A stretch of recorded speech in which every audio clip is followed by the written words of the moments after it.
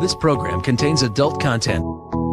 Is there a God? Big atheist. Really? What, am I an idiot? Come on. That yes, it would be nice if you could throw your sins and your responsibilities on someone else. But it's not true. It looks like far-left lunacy. I don't believe that it's true that religion is moral or ethical. You don't need to follow anybody!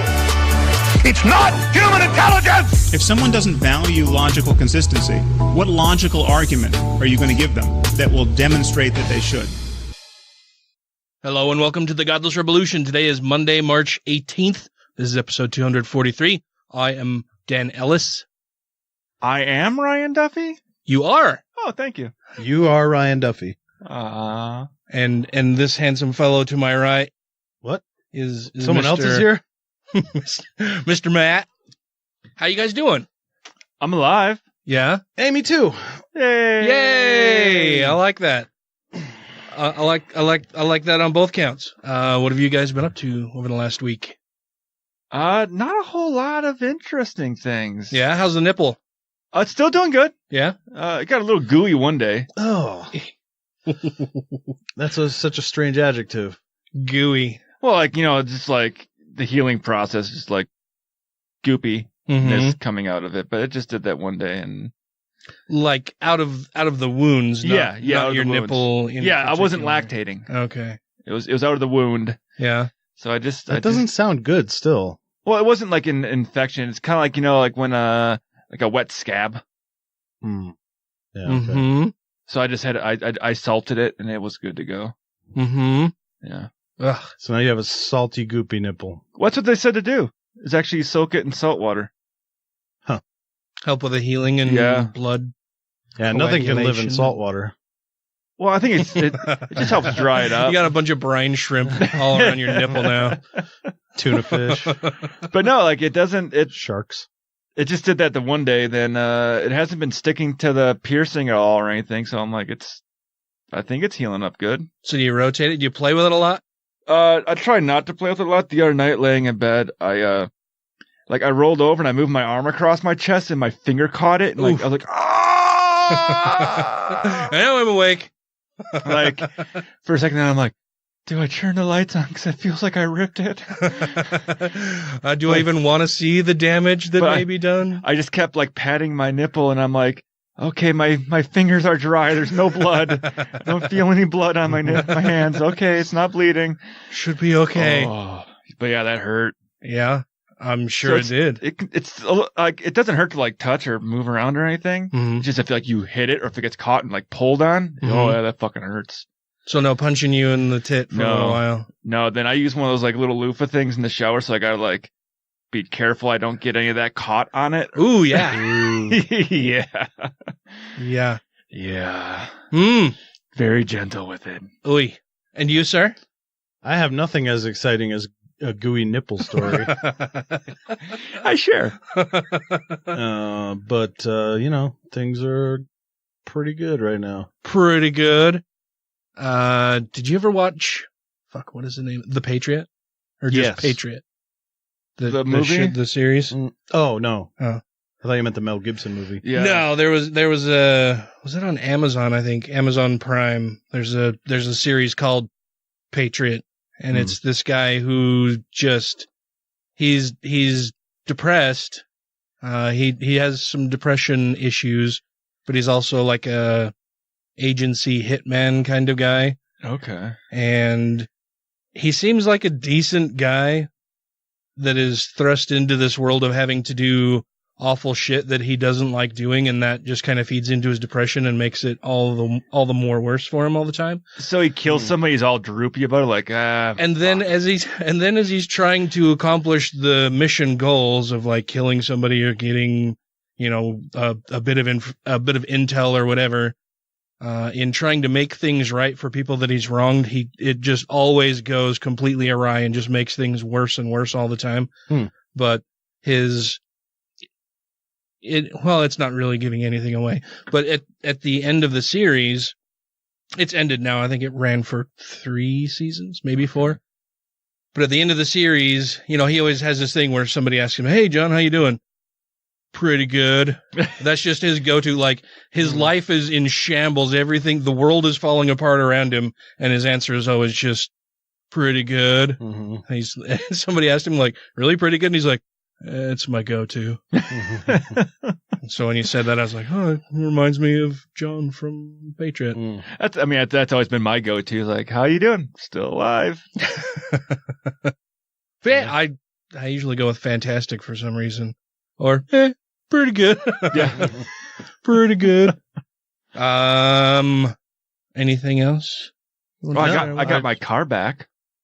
Oh, the Nissan? Yeah. Yeah? Oh, yeah. And how's it running? I drove it home, then I've been driving the Corvette. Seem all right, though? Yeah. The guy, I guess I got to take care of that car in a completely different way. So once I get it paid down enough, I'm getting rid of it. You have to take care of it in a completely different way? Normally, your transmission's good. Like, you don't really need to change You don't even think about it. And it, stuff like, 100,000 miles, you might change your fluid in your transmission. Yeah. But now it requires exhaust jobs? No. You? Well, now it requires me to change that transmission fluid like every 20,000 miles.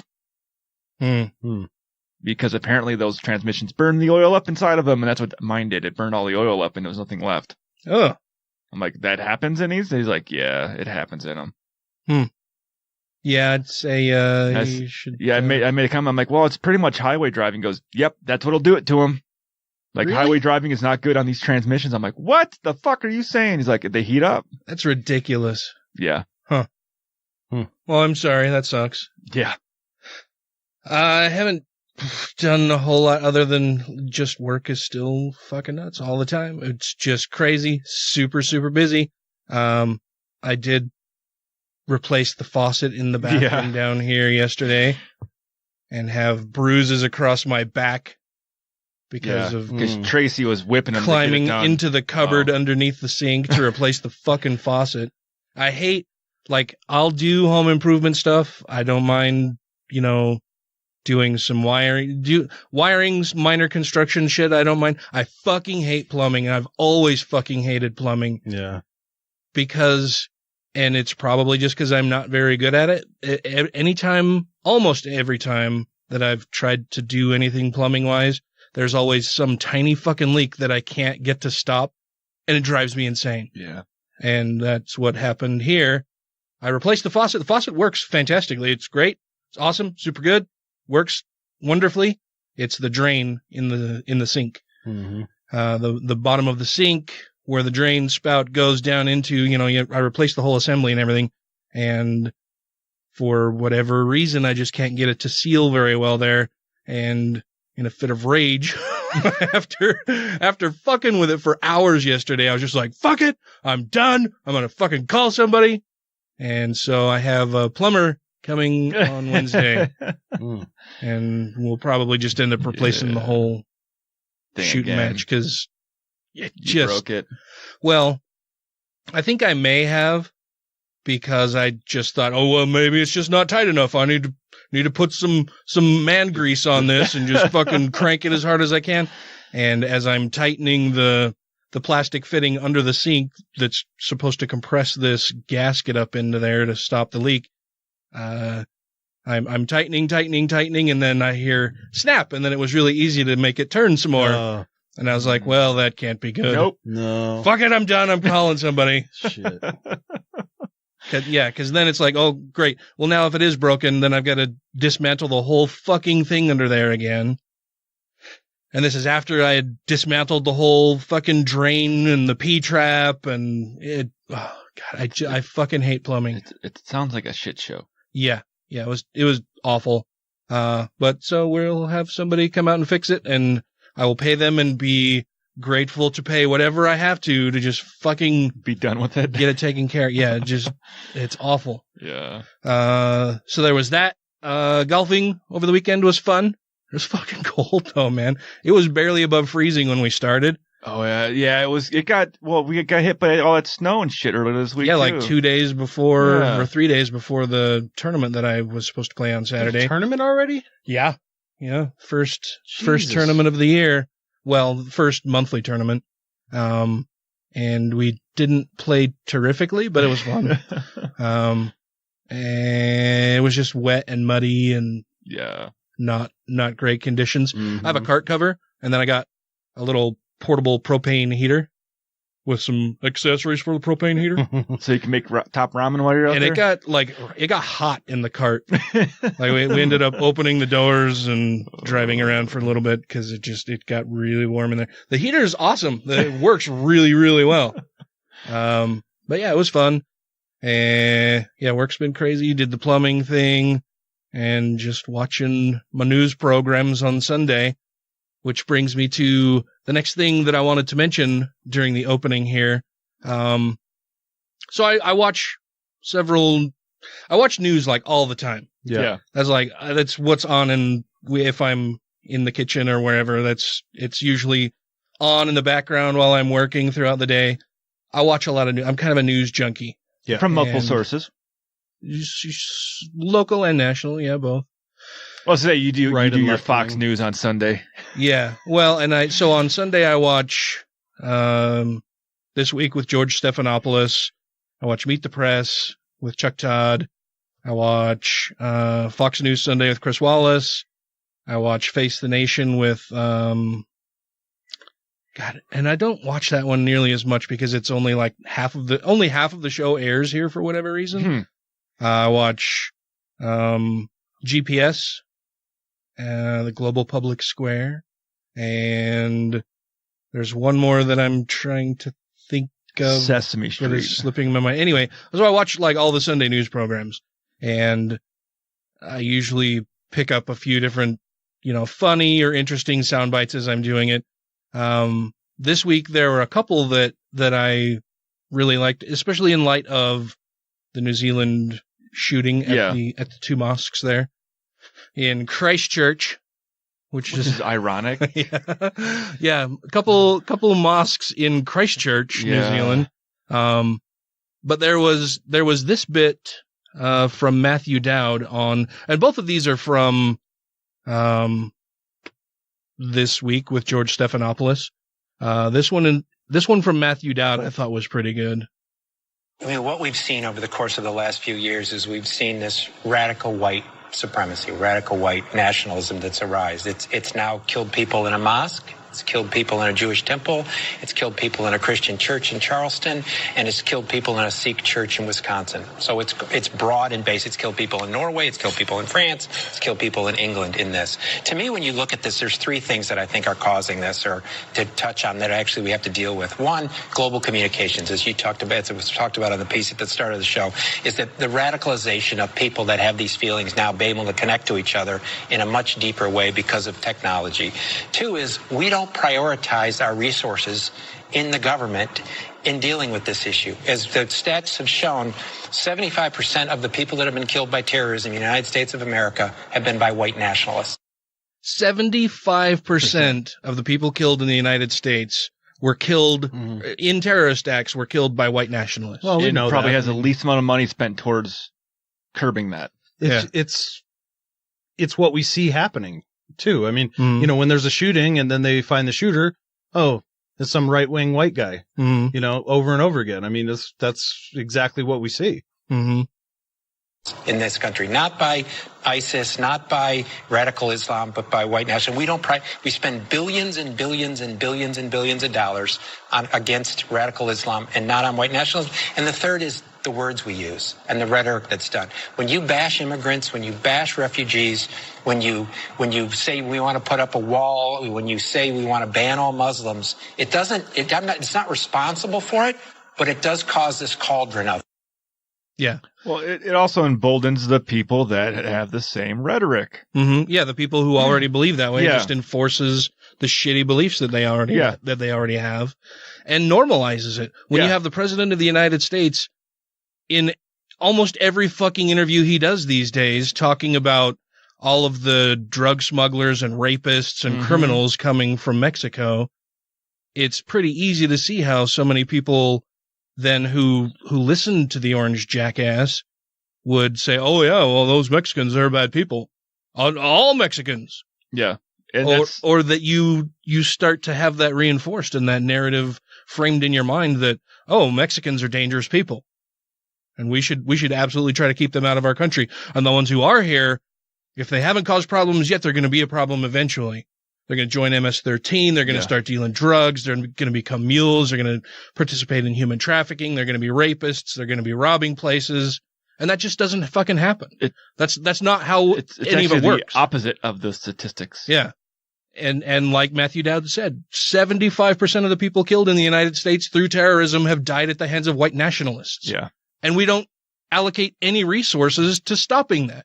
And we've got a president who doesn't even recognize that that's a fucking problem. When he was asked earlier this week if he believes that white nationalism is a problem. Oh no, I think it's just a few individual people who, have some terrible things that they do, but no, I don't think it's a problem. He probably doesn't even know what they mean by that, or that he's a part of it. Yeah, that absolutely could be the case, because he is that fucking ignorant and stupid. Yeah. It's very, very frustrating. He probably literally thinks it was those handful of people at Charleston. Yeah, Charlottesville. Sorry. Yeah, well, and that goes to his whole thing. Well, they're good people on both sides. Exactly. How is somebody threatening the lives of others and intimidating others and claiming the title of a white nationalist? How is anything that they do from that point then considered to be a good and fine person? Yeah. The second you have a crowd screaming, basically, let's kill Jews. Yeah, Jews will not replace us. Yeah, it's kind of like, well, there's nobody good there. Yeah. Yeah, it's a whole train of shit. Yeah. The second bit followed pretty closely on the heels of what Matthew Dowd had said on this episode of This Week, and it was from, what is her name again? Alice Stewart. She apparently was the communications director for, not Marco Rubio, and I feel bad that Ted Cruz. Oh, she was the communications director for Ted Cruz's 2016 run as when he was running for president. She started in 2017 for the 2018 run. What? Well, it said she started in 2017 on the thing, didn't it? No. Maybe I read that wrong. Yeah.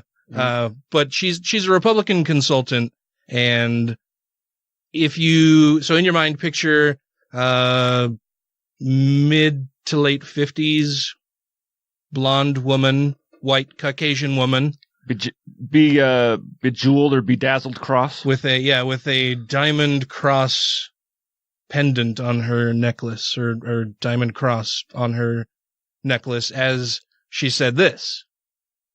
George, I think it's irresponsible. Oftentimes what we're seeing in the last few days is pointing fingers as a result of this. There are two people to blame for this tragedy in New Zealand. It is the gunman and the devil. There's no two ways about it. The gunman and the devil. Those are the two people we need to blame. And she went on to say that, she didn't say it directly, that it wasn't an issue about gun control or anything, but it's an issue of the person behind the gun. She made some veiled reference to the person behind the gun is responsible. But saying the devil. Yeah. So that's, we run up against this all the time as atheists, right? That, especially if you're an outspoken atheist, where you say religion is harmful, and I really wish that people would stop believing in harmful bullshit. And you always get this pushback of, religion does some good for some things too. And it helps a lot of people. A lot of people find joy and satisfaction and whatever. Okay, great. Yeah, fine.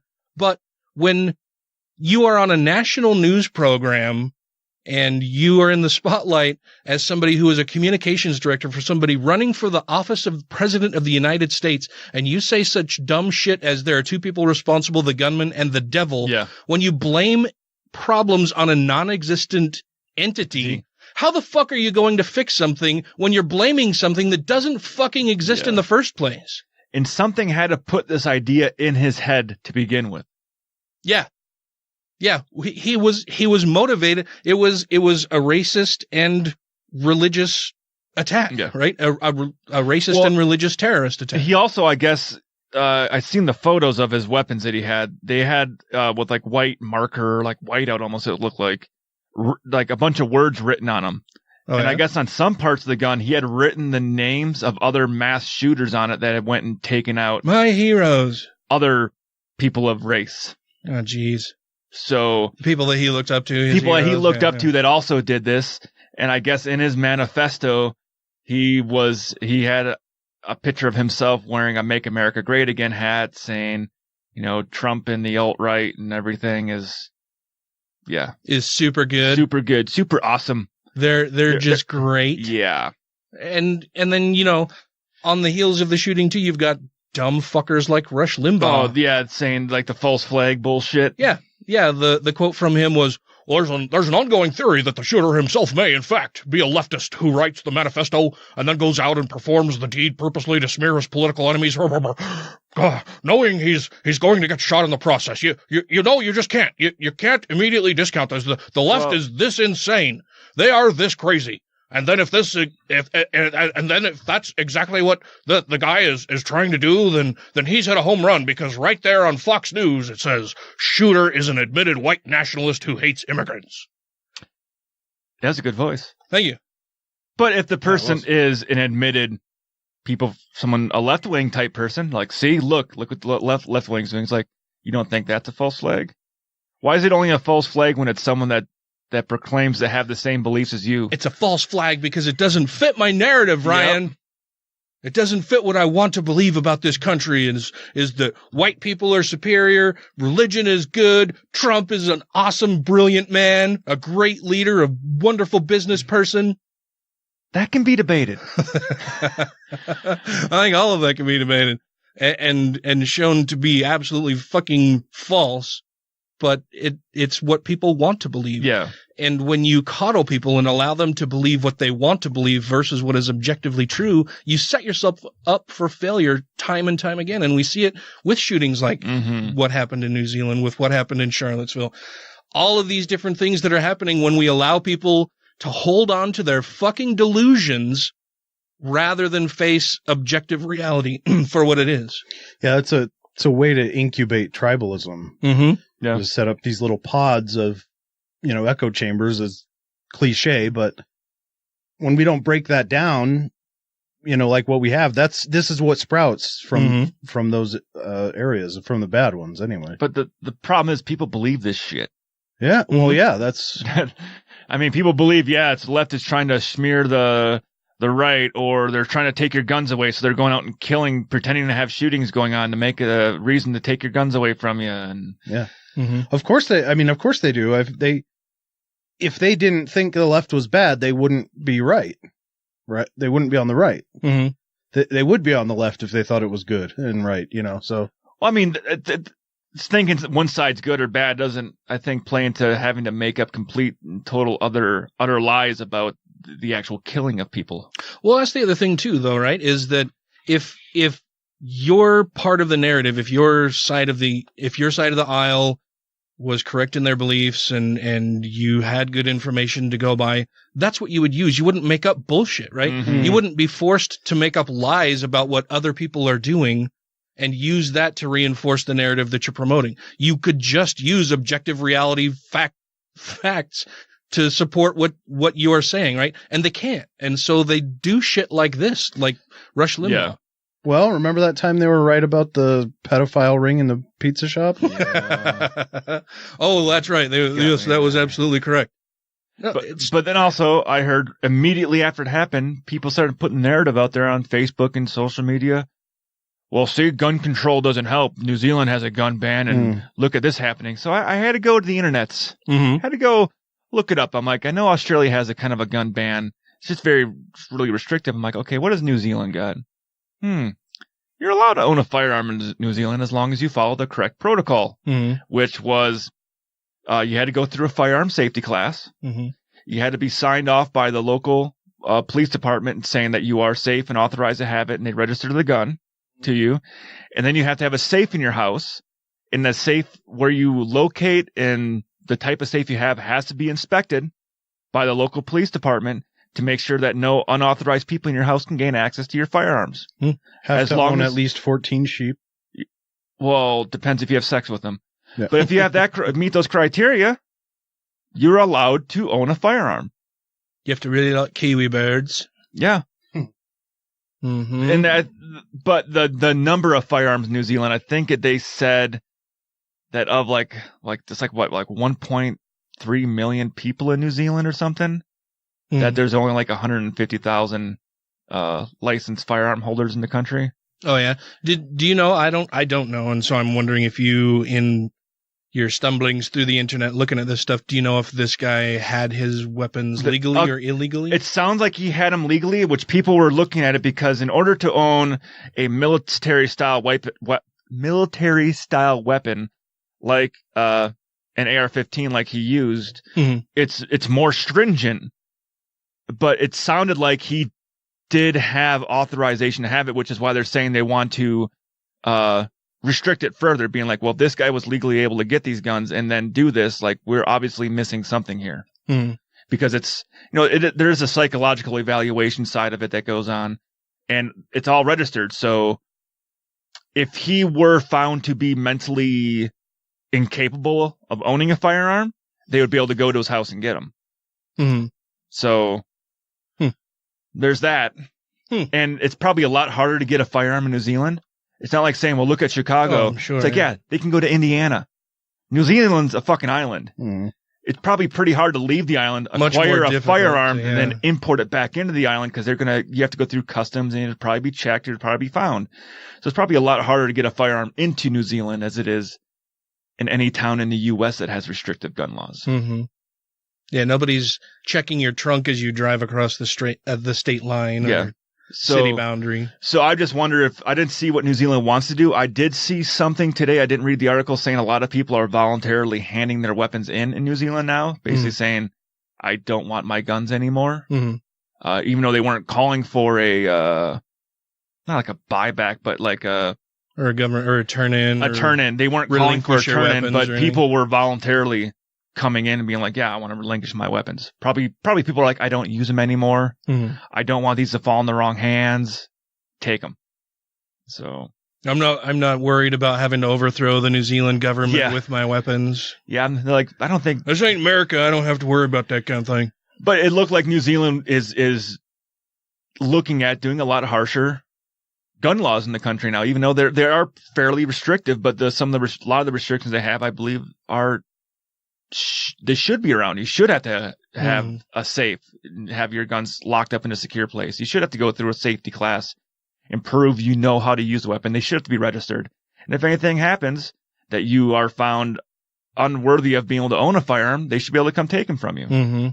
Yeah, there are a lot of things that we could do here in the U.S. that we just can't seem to get the political will to do. Yeah. And that's why when people go, well, it's our Second Amendment right, you can't take that away from me. Like, well, you can actually get a lot of your rights taken away from you if you fuck up. So that doesn't fly. Your Second Amendment isn't the only amendment they just can't fucking touch. Also, it's we've talked about this before, but the current interpretation of the Second Amendment is as pro right wing as you can get for interpretation of that. And that's thanks to the NRA. Yeah, in large part, but actually, if you look in the history of it, because it had been fought several times in SCOTUS, and SCOTUS they kept shooting it down. Like, nope, doesn't mean that, doesn't mean that, doesn't mean that, doesn't mean that. Finally, the NRA comes around. They pumped a shitload of money into politics and political parties, and as soon as they started pumping millions of dollars into politics, once you know, it swayed their way. All right, fine. So the NRA is responsible for it, but the point is that in a more progressive / liberal left interpretation, you could say only a militia, we're going to define the militia as the military, can own guns. So yeah, we fucking can take them from you. Yeah. And that's the way. And still keep the Second Amendment. That's the way it kind of had been interpreted for long. Like, it wasn't, I guess, I don't think it's really enforced very well, because it's like, no, you can still own a firearm. You just can't walk around with it all fucking willy-nilly. You can still use it for hunting and sports shooting and all that kind of stuff. And there were still mass shootings and mass murders and shit, even though we like to think there wasn't back in the good old days. Well, and there are already restrictions on the types of weapons that you can own. Exactly. Right? I mean, you can't have a rocket launcher. You can't have a thermonuclear weapon in your home. You can't have grenades. You can't, there are all kinds of fucking things that you can't, as an ordinary citizen, have. Yeah. And now you got the people that are, the bump stock is being made illegal. So if you have one, you're supposed to turn it in, or destroy it. They're not gonna follow the law on that. No, but they're fighting it right now, saying it's my Second Amendment right. But it's like, no, you don't have a right to a device that goes on the firearm. That's not how this works. Well, what's next? They're gonna take away our triggers. Well, I guess they can if they wanted to, saying your gun can't have a trigger on it. You got to be able to fucking hold a pin and fucking hit it with a hammer or something. Yeah. Well, a lot of the debates I get in with people around the gun issue are just ridiculous. Where they straw man every position. They, use hyperbole like it's going out of style. It's for a lot of people that I have these discussions with, it's almost pointless to have a discussion with them. Yeah. Because they're so closed to hearing anything that doesn't fit what they want to believe. Yeah. Mm-hmm. It's like having a religious debate with somebody. That's what it is. It is. Yeah. They worship guns. Yeah. Yeah. I have to have my killing machine. And I'll admit, I used to enjoy going out shooting all the time. Yeah. Target shooting. You don't anymore? I haven't done it in like 5 years. It got too expensive. Yeah. When after Sandy Hook, the price of ammunition went up so much, I'm like, because we would go out, we might shoot 500 rounds. And now it's like, wow, we used to spend like $100. It's like $2,000. Now it is. And then, now it's like, that's fucking way too expensive now, where I used to be able to, good. It was 25 cents a round. Now it's $1 a round. But we would go out and we'd do like long range shooting and stuff. It was more of, hey, I want to learn how to do this skill. Yeah. Yeah, and I've had a lot of fun shooting guns in the past and everything too, but I haven't gone shooting in, it's probably been a decade now. Yeah. Anyway, we have other stories to talk about tonight, so let's do that. Okay. Hi, this is Dr. Hector Garcia, author of Alpha God, and you are listening to Godless Rebelution. Back in the 1600s, Princess Elizabeth of Bohemia carried on a correspondence with René Descartes, who was trying to defend mind-body dualism. And Elizabeth demanded to know, how could something immaterial like the soul affect something material like the brain or the body? Descartes was never able to answer that question, and these days, science has gone way beyond that. We know a lot more about what is happening. We can literally see memories being formed. We can see the chemical changes in neurons. So the soul is supposed to also have memories. How do the memories get from the neurons to the soul? We know that brains often have false memories in them. Does the soul in the afterlife carry those false memories, or are they somehow corrected after death? Rejoining the Godless Rebelution podcast now. All right, Matt, what did you bring for us this week? Cookies? I like cookies. Yeah, me too. I did not bring cookies. Come to the dark side, we have cookies. I can bring cookies next week. Yay! They're going to be chicken cookies, though. Ew, gross. Like, aren't those chicken nuggets? Sort of. Like when I cook up a bunch of burgers and stuff, I'll usually just eat a patty, and it's my meat cookie. Okay. No, just regular, like chocolate chip cookies. Chocolate chip cookies? You guys don't eat those? Not like an American classic? No. Not that I'm aware of. Buffalo chocolate chip. Yummy. A high school student in Kentucky is suing the Northern Kentucky Health Department and other state health department officials after an outbreak of chickenpox at his private school led to his removal from the school's basketball team. Let me guess, he was the only one not vaccinated. Jerome Kunkel. Ooh, I'm sorry. An Carbuncle. 18-year-old senior at Assumption Academy in Walton, Kentucky, filed the lawsuit against the health department on Thursday in Boone County.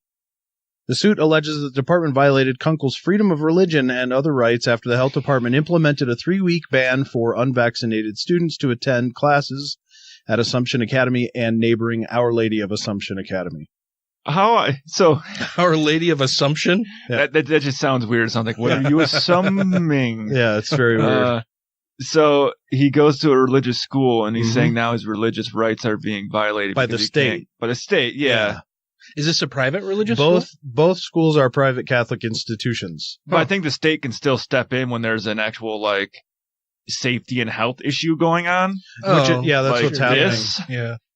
So, the school's got no option but to follow those standards, or else they could probably be shut down. Yeah, the ban was implemented on March 14th, according to a statement from the Northern Kentucky Health Department. The schools have been fighting chickenpox since the outbreak began in February, with 32 cases impacting just over 100 students attending Our Lady of Assumption Academy. Sorry, that name's just fucked up. A third of the school has chickenpox? Yeah. In an effort to contain the illness, the health department required, quote, all students without proof of vaccination or proof of immunity against chickenpox will not be allowed to attend school until 21 days after the onset of rash for the last ill student or staff member. Yeah. Close quote. Makes sense. Yeah. The ban also extended to all school events or extracurricular activities involving other schools or the public. Perfectly reasonable. Yeah.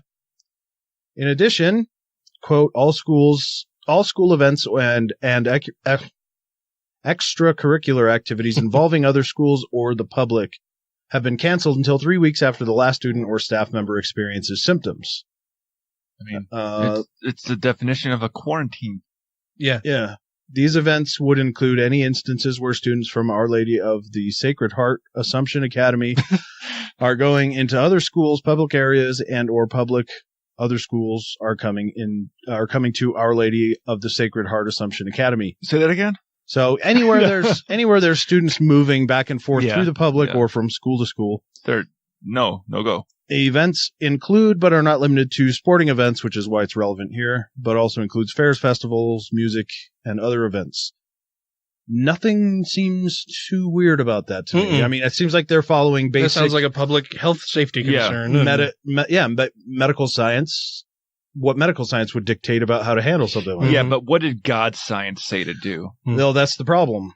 It's a conflict between what we know is true and the stuff they want to be true. According to Kunkel, no students or staff at Assumption Academy have been diagnosed with chickenpox. What? So, he's just a liar. According to Cincinnati.com, Kunkel, a member of the Assumption Academy basketball team, was told he could no longer play sports since he has not been vaccinated for chickenpox. Quote, the fact that I can't finish my senior year in basketball, like our last couple of games, it's pretty devastating. I mean, you go through 4 years of high school playing basketball. You look forward to your senior year. Close quote. Kunkel has not been vaccinated due to the religious beliefs he and his family hold.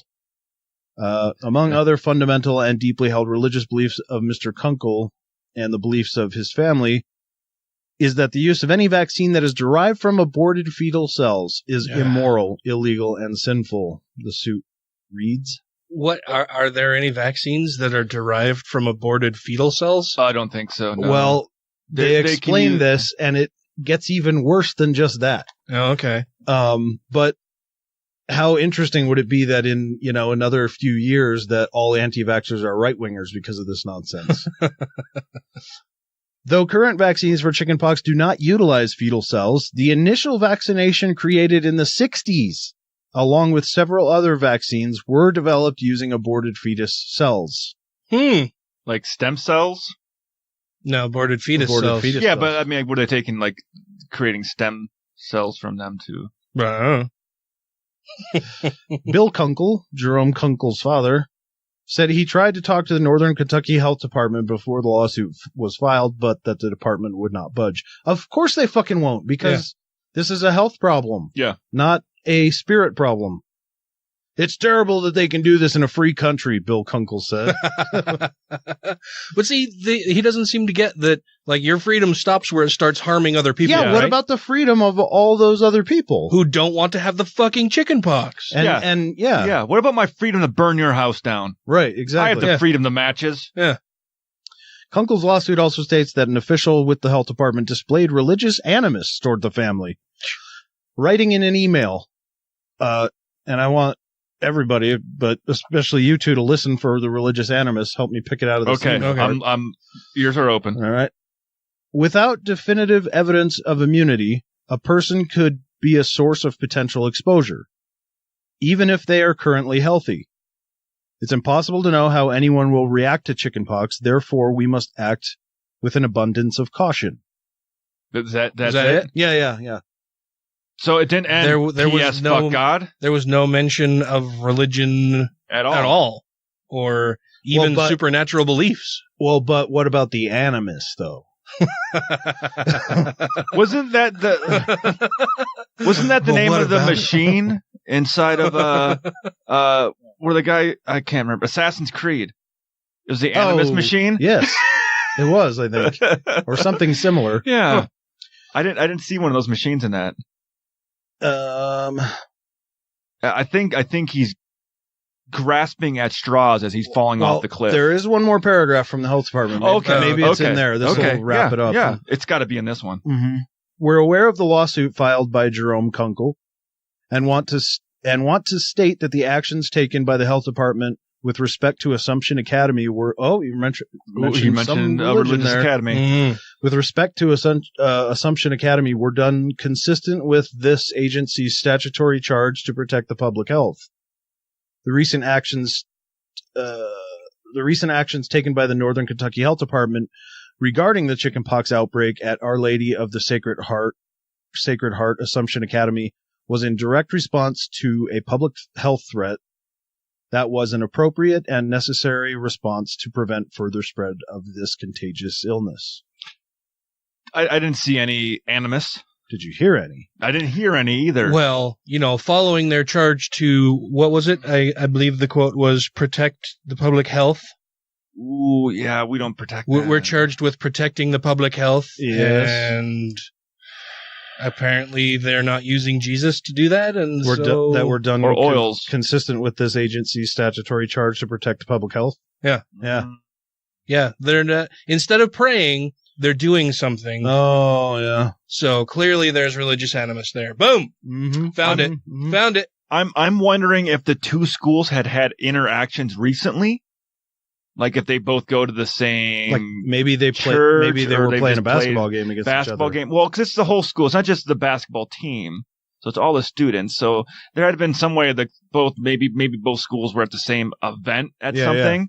Yeah. And there were carriers from this school that were interacting with students from the other school. Like, hey, there's a possibility that there's carriers at your school. And if you haven't been vaccinated, it's highly likely that you can carry it and get someone else sick. So you go the fuck home. Mm-hmm. Yep. Makes sense. Well, and correct me if I'm wrong, but I think with chickenpox, it's something that you can even carry. Like you can carry and not exhibit. Yeah, you can be asymptomatic. Yeah. Mm-hmm. Which is why they want to do, what was they said, 3 weeks from the last outbreak. So maybe there's the last symptom reported. Maybe you're only asymptomatic for 3 weeks as a carrier. Then it kind of, I don't know if that's how long it can survive in your body or something. Yeah, maybe that's why they did the 3 weeks for it. So. Yeah, I don't hear anything that seems unreasonable in that at all. I mean, no, I didn't either. I mean, the people on the right talk about how the left is always offended and all, oversensitive and snowflakes and everything. What do you call this kind of thing? What are you picking out about when you talk about guns or religion needs to be, knocked back out of society a little bit or anything? They freak the fuck out on the right wing. Yeah. Like that the sky is falling because they want to take religion out of everything. Like this is a good example of where they're picking it out of fucking nowhere. Mm-hmm. Yeah. And they're filing an actual lawsuit, not just like, why, and another thing, why don't you just pray and say, hey, they're picking on me, God, take care of this. Why are you filing a lawsuit? Yeah, this wasn't just a letter to the editor or anything. This was, okay, well, God's not helping me, so I've got to help myself here. Right. It's kind of also like, the whole snowflake thing, but the safe place thing. Mm. Because I saw a clip with Van Jones at the CPAC where a lady's basically screaming at him to get out of there. He doesn't belong there. He's this is my safe space. That's what I'm going in my head. I'm like, why don't you want him there? Is this your safe space where you can talk about your Republican stuff? You don't want a Democrat coming into your safe space? Yeah. Yes. Speaking of the right wing, Louisiana sucks. Sure. For a number of reasons, but taxpayers in Louisiana could be joining the many Americans who are unhappy about smaller tax refunds this year. State of Louisiana is trying to recoup tax funds that were accidentally paid twice to 66,000 people last week. That's a lot. On Wednesday, March 13th, the computer error reportedly caused the system to distribute double refund payments that amounted to approximately $26 million. Oh. Jacques Barry, the spokesman for the state's Division of Administration, said that the problem was fixed by Thursday and that the state is continuing to work on recovering the money. Most of the money was distributed through direct deposit and is easily recoverable. But they urged those who received a higher refund than they should have to not spend the money. We're just going to reach into your bank and take that money back out. Yeah, we're just going to take it right back out. I'm guessing someone was double-clicking instead of single-clicking on something. We put that down money in your bank, and now we're going to pull that money back out. But to do that 66,000 times? Wow. They run them in batches. Yeah. That 100 is good. Those are good. Well, I mean, really, so it made double payments, right? So you as the person receiving it would see, oh, well, I got my refund back. Oh, and then I got another refund for the same amount. Well, it was all done at the same time. Like instead of like, oh, I was supposed to get $600, but look, I got $1,200. Well, wow, that's nice. I mean, you would think that anybody with a lick of common sense would say, well, they're going to figure this out. Like, I shouldn't spend this extra money that I've gotten. I know how much I'm going to be getting in my state tax return.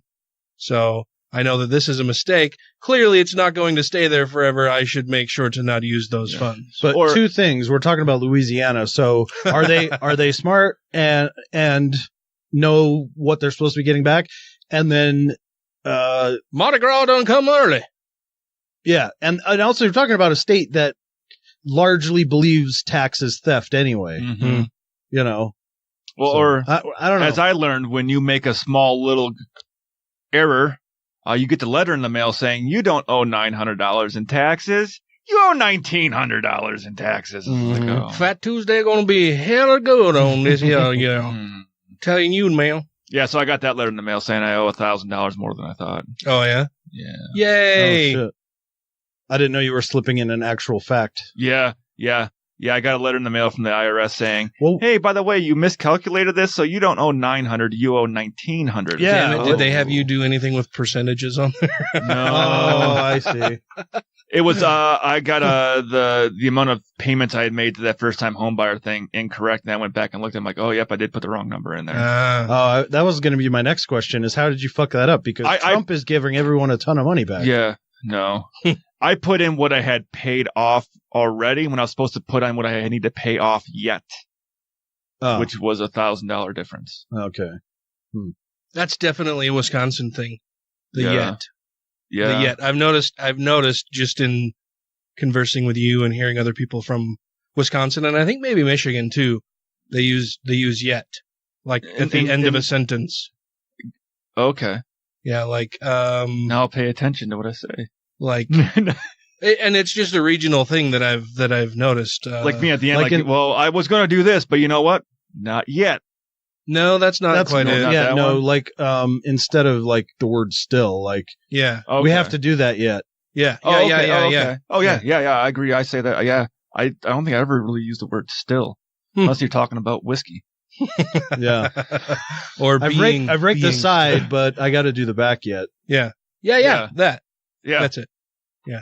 I've noticed. My dad says that. Oh, does he? Sometimes, yeah. Well, and he just moved here from Michigan, right? Minnesota. But he was raised in Massachusetts. I don't know. Oh. Okay, what do you got then? This one's, should be able to pick this apart. You got more stories yet? I do. I have many more stories yet, so we'll move on. It's long been assumed that religious belief and participation contributes to overall happiness. Now there are some statistics confirming that. Confirming that religion leads to happiness? Mm-hmm. Oh. The Pew Research Center has released a survey that found globally those active in congregations, quote, tend to be happier and more civilly engaged than either religiously unaffiliated adults or inactive members of religious groups. Mm-hmm. So that's kind of already problematic. Yeah.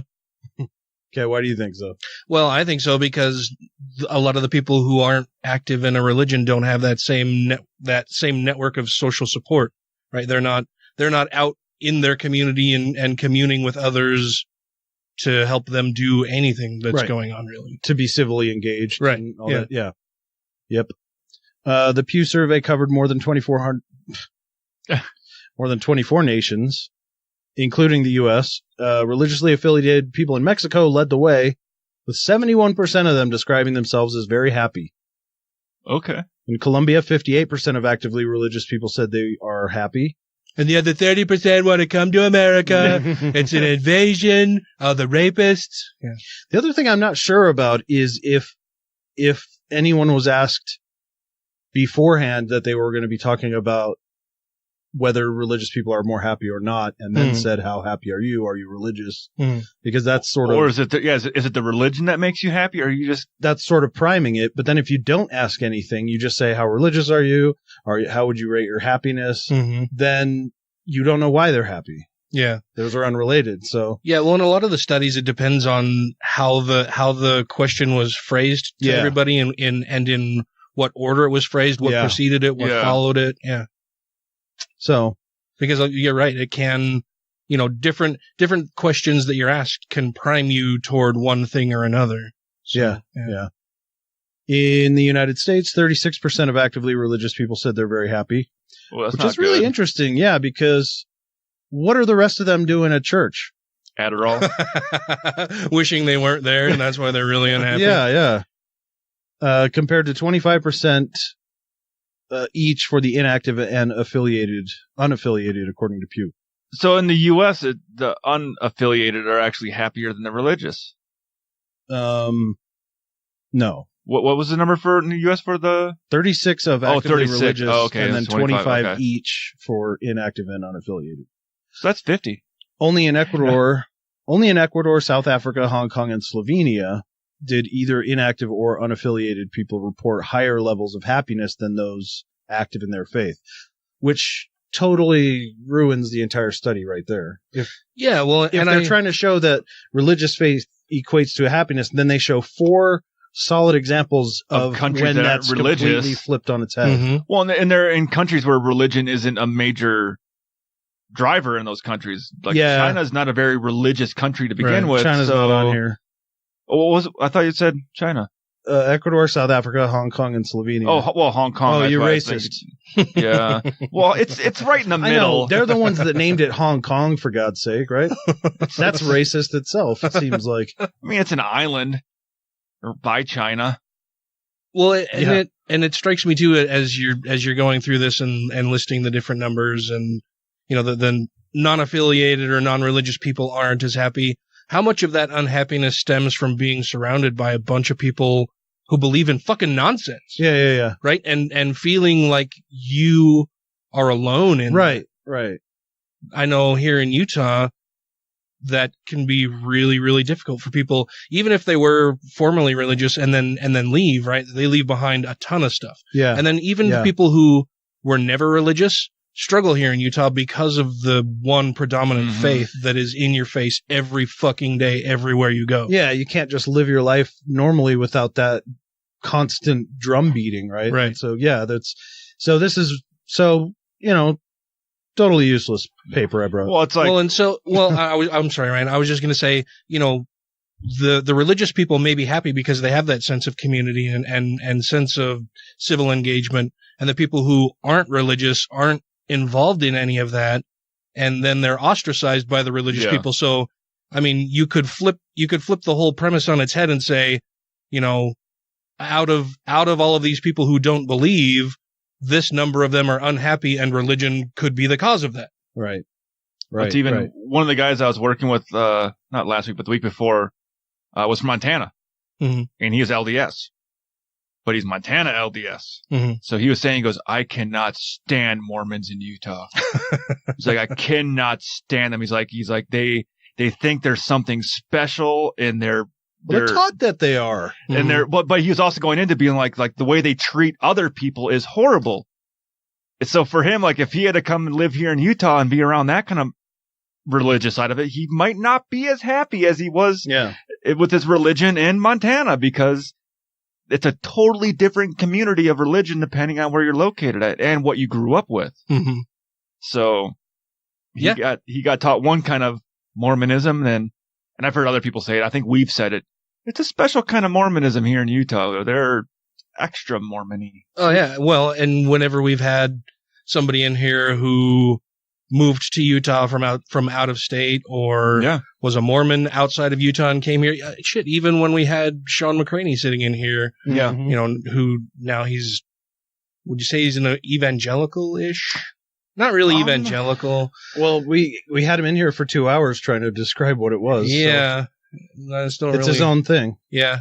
Yeah, it's his own thing, but he was LDS outside of Utah and came to Utah and was like, no, Mormons here are fucking weird. Different than Mormons other places. And I think a lot of that comes from the privilege that they've had and have held here for so long that just saying you're a Mormon in this state opens a whole lot of doors for you. Yep.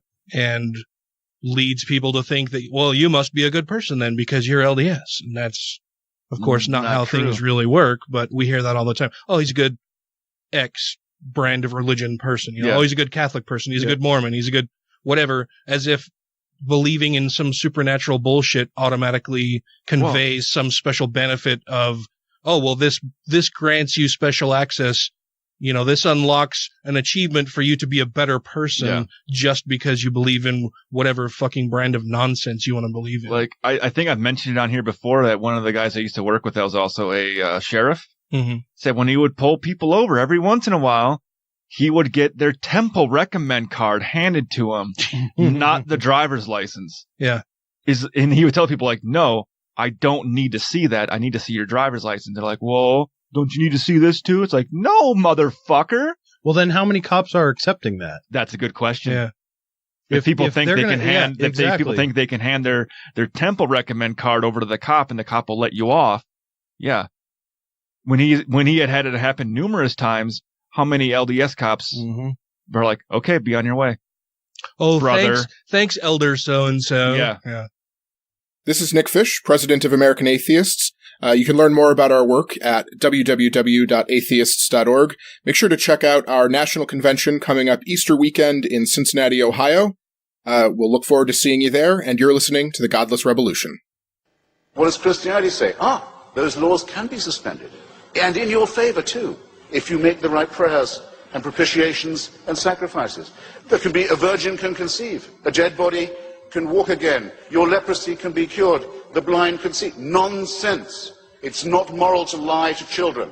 It's not moral to lie to ignorant, uneducated people and to tell them that if they will only believe nonsense, they can be saved. It's immoral. Thank you to everybody who has rated the show on iTunes and Stitcher and are following us on YouTube, Twitter, and Facebook. And to all our Patreon patrons, you make the show possible. All right, what else you got for us, Matt? According to new analysis, another one of these. Anal Lysis? Yeah, I was going to say something similar. I was trying to think of it. Religious charities benefiting from generous tax breaks are promoting beliefs and activities which run counter to British values and opinion. The hell you say? Yeah, it's been met with a collective no shit from everyone paying any attention. A report by the National Secular Society finds that more than 12,000 British charities now exist solely to promote religion and do nothing for public good. Oh yeah, that's. I thought that was obvious. Right. Claims that some are using their positions to push controversial views, including several Christian ministries which promote gay conversion therapy. Fuck you. And those that promote non-stun slaughter of animals for halal meat.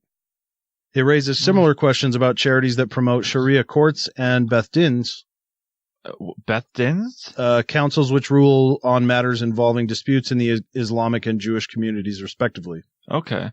Well, I mean, as long as they abide by it. Well, they're supposed to be charities, but they're only promoting their own particular brand of religion. Yeah. Yeah, not even charity, just getting the breaks, but being a church or a mosque or whatever. The society argues such activities can have a fragmentary effect on British society. Its chief executive officer, a man with most Britishy name, Stephen Evans, has written to the chair of the Charity Commission, Never mind, this is the most Britishy name, Baroness Stowell, calling for a rethink on whether such organizations should continue to qualify for charitable status. I don't think they should.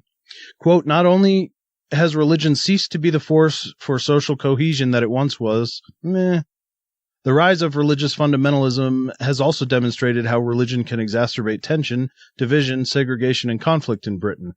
Evans writes. Yeah, it's, and I always have this knee-jerk reaction when I hear somebody say that religion is a uniting force. I'm like, Jesus, how many churches exist around here? Yeah. That they don't all teach the same fucking thing. They're not all united in these beliefs. No. Yeah. I mean, the church may have been uniting when it was next to a bar. Okay. Well, back in the olden days, town center would have in the oldie days, you'd have your bar and your church would usually be right by each other because it was churches usually weren't heated because they weren't used very much, and they didn't usually put like a very good heating system inside when you had to burn wood. But the bar was always heated since there was a lot more people in the bar, and it was your town center. So they said that a lot of times more than one day a week. More than one day a week. Yeah. So the bar was usually well heated and well maintained. So usually after a really cold church service, everyone would move into the bar and have a few drinks and get warm in the bar. And the bar was usually part of the town center where they would come for meetings and everything else. So sounds like a long time ago. Yeah, long time. I'm talking like 1600s. Oh. And didn't happen here in Utah. No, it didn't happen here in Utah. No. Well, he's talking about like Europe and stuff. Yeah. Yeah, Britain. But nowadays. Nowadays they still got a lot of bars. As such, we believe there is a clear need now to consider whether the advancement of religion should be regarded as an inherent public good deserving of this status of charitable purpose. Close quote. The report suggests many religious charities are politicized. It cites the examples of several whose members have been shown to promote extremist views. Charities cannot take their privileged place in society for granted, Evans said. They must show they deserve it. Too many faith-based charities are causing harm at the expense of the taxpayer. Tax breaks are allowing these organizations under the guise of charity to facilitate harmful activities that do not align with British values and opinion. Nearly half of all UK overseas charities are faith-based, the report finds. Did you say nearly half or over half? Nearly half of all UK overseas charities. Around 30 are now supported by the government compared with only 2 a couple of years ago, which warns that some Christian charities have used poverty and humanitarian tragedies as a means to evangelize to children, often in Muslim-majority countries. Advancing religion is not an unqualified good, Evans said. In some cases, it has no public benefit, and in others, it's actively harmful. Religious organizations that wish to be registered as charities should be required to demonstrate that they serve a genuine public benefit under another charitable heading. For those number that said were supported by the government, I wonder what they mean by supported by the government. I'm betting it's some sort of monetary support. Yeah, but how much? Is it like, hey, we help keep your building running, or it's heat? It's tax breaks. I'm not sure to what extent. Well, I don't know if it's because I thought none of them pay taxes, right? They're still tax free in Europe. 'Cause I remember when Great Britain was a church Scientology when like Europe, Great Britain, Australia, and a bunch of other places are saying you guys no longer qualified to be tax exempt in our country because we're not qualifying you as a religion anymore. Okay, so you're wondering why they would point out that around 30 are now supported by the government, where they only used to have how they're being supported by the government. Yeah. Well, I mean, it's like here in the U.S. they've got that whole faith-based initiatives bullshit going on where, you can, as a religion or as a religious organization or entity, you get extra tax breaks or special funding from the government if you're participating in different acts of civil engagement, right? If you're out in the community, helping build community, doing whatever. That's if they're actually doing it. Yeah, that's supposed to be how it works. Yeah. And of course, that's taken advantage of a lot. There's a story I thought we covered a while back where a congregation was trying to sue the government because they weren't given access to like FEMA money to rebuild their church after a hurricane or a tornado. Wasn't that Joel Osteen? No, it was. I can't remember what that one was, but the government was arguing that you don't pay tax dollars and FEMA is paid for by tax dollars, so that's who gets to. Yeah, that you. I mean, natural disasters and shit happen, but you should have had insurance as part of this whole deal of you getting tax breaks. Like you haven't paid into this pot of money to be able to take money out of it if something happens. And I thought some reason you shouldn't get to double dip like that. You shouldn't be both indemnified from paying taxes in the first place, but then being able to reap the benefits of having taxes collected from other people.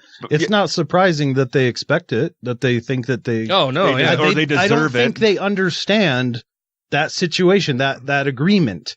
I don't think they realize that being tax exempt means you forego these services. Mm-hmm. Yeah, I don't think they do because I think they were looking to file a lawsuit against them. I don't remember if we ever followed up on that one, but I remember we talked about that once where someone was trying to file a lawsuit to get FEMA money to help rebuild their church. I do remember that. Yeah. I just figured Great Britain had something. I thought they were pretty similar to the way we do stuff like that, where it's like, no, you don't get government money. Sorry. Hopefully.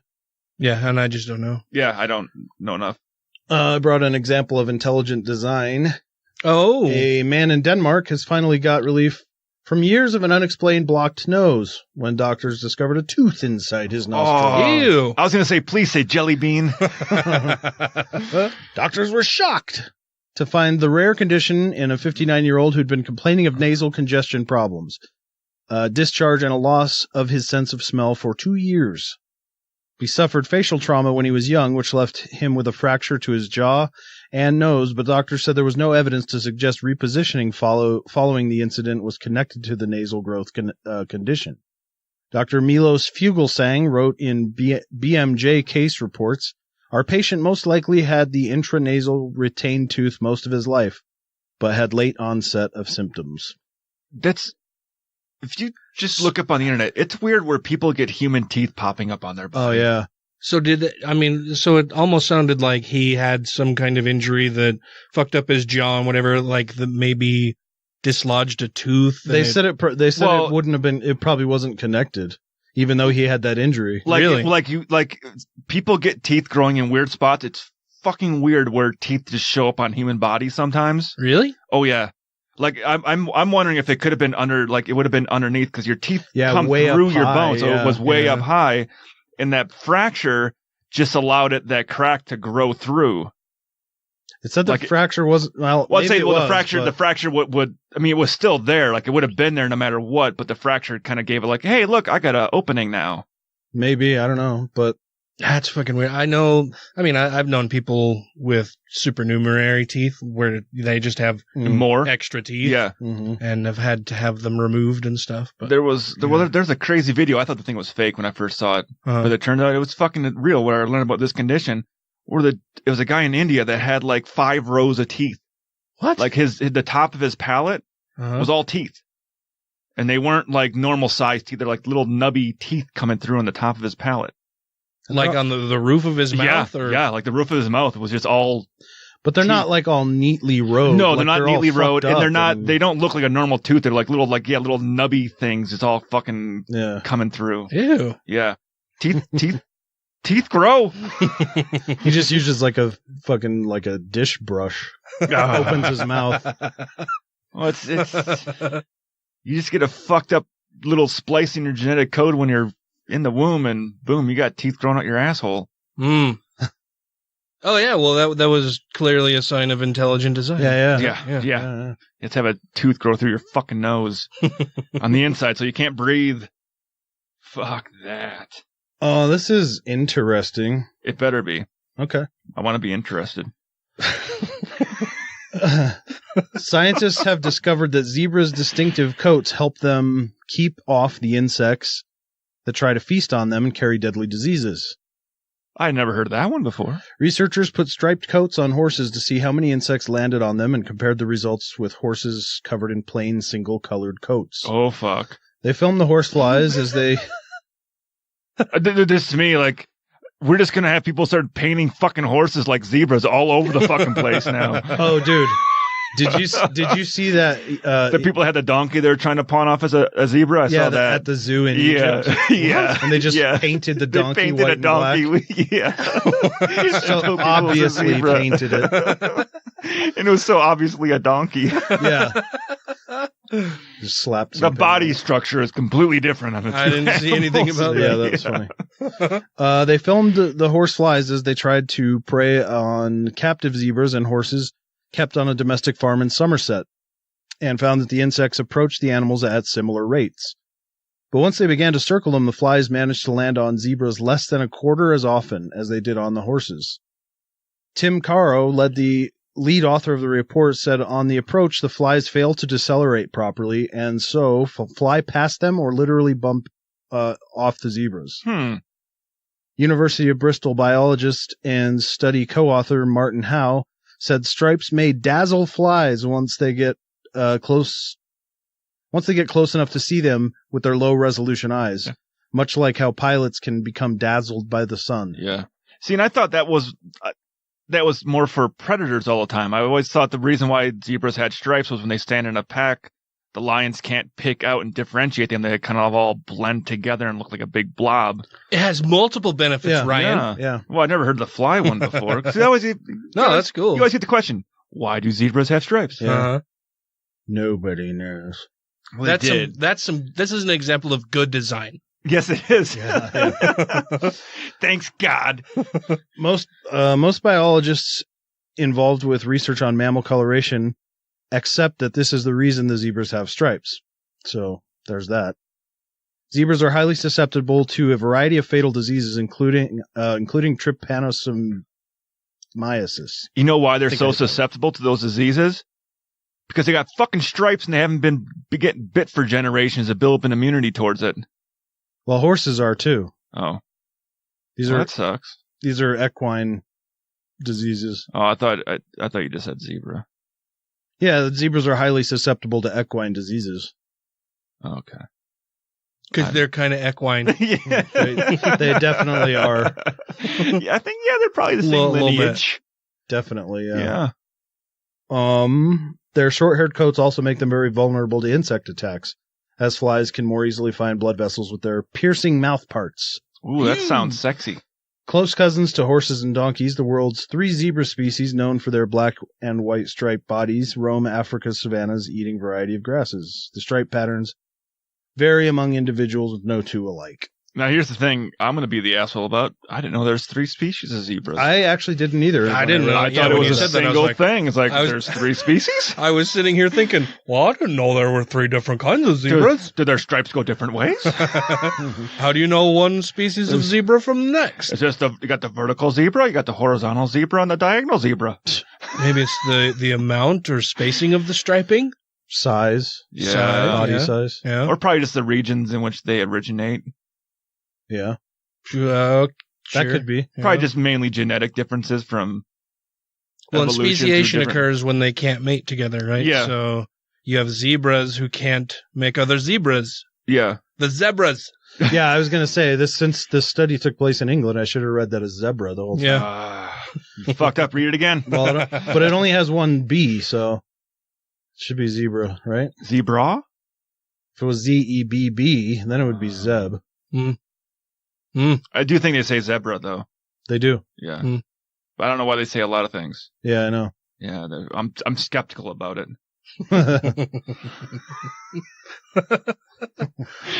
They're zebras. I think they say zebra in South Africa, even, where there actually are zebras. Probably. Well, because they were colonized by the assholes. Yeah. We'll have to check with Spike. Yeah, he's been both places. Uh-huh. This one might be a little tricky, but I'll try to get through it. Is it a tongue twister? Could be. Home Minister Muhyiddin Yassin said that the government will not take lightly any alleged attempts to insult religion and cause disharmony in the country. Oh, okay. Is there a time when you would take that lightly? Like, we're not gonna stand for people murdering each other here. Oh no! I'll read that again. Yeah, it's the government will not take lightly any alleged attempts to insult religion. Just insult. Oh, any alleged attempts to insult it. Your religion is fucking dumb and false. Any alleged. Well, that's not alleged. I did to insult religion.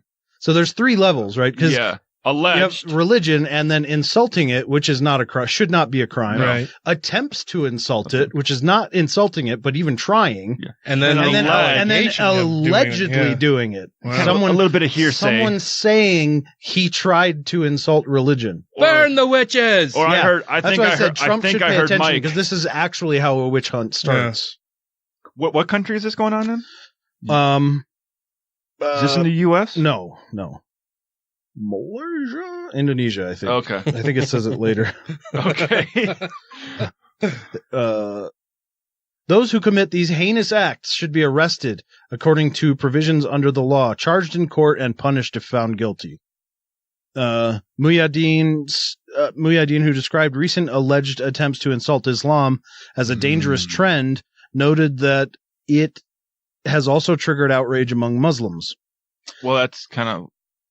I figured who would be outraged if you're insulting? Mm-hmm. These attempts include messages which contained insults to Islam shared on social media. Not MySpace. He was responding... MuzzSpace. He was responding to 2 cases of alleged attempts to insult Islam, which had gone viral last week. Slamming the perpetrators as irresponsible parties, Muhyiddin, I do not know how to say that. I might be saying it differently every time.